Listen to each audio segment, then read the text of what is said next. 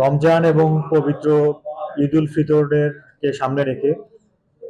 জননিরাপত্তা এবং আইন শৃঙ্খলা পরিস্থিতি স্থিতিশীল রাখবার স্বার্থে জেলা পুলিশ যশোর তার পুলিশিং কার্যক্রমকে জোরদার করেছে এবং এরই অংশ হিসেবে আমরা ইতিমধ্যে টহল কার্যক্রমকে বৃদ্ধি করেছি এবং সেই কার্যক্রমের অংশ হিসেবে যশোরে নিয়মিত পুলিশিং কার্যক্রমের পাশাপাশি 700-রও অধিক অফিসার এবং ফোর্স এই নিরাপত্তা বিধানে কাজ করবে এবং আমাদের জেলাব্যাপী 25টি ফুড প্যাট্রোল, 60টি মোবাইল পার্টি, 13টি পিকেট টিম এবং 27টি বাইক মোবাইল শহর এবং শহরতলি এবং জেলার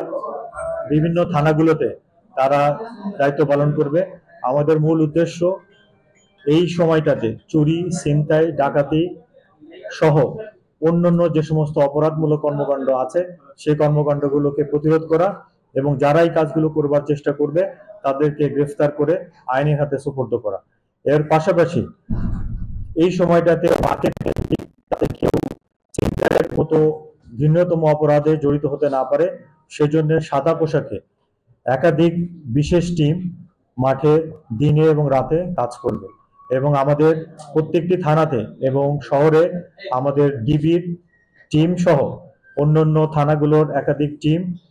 কুইক রেসপন্স টিম হিসেবে অপরাধ নিবারণের জন্য দ্রুত ঘটনাস্থলে পৌঁছানোর জন্য তারা সতর্ক অবস্থানে থাকে।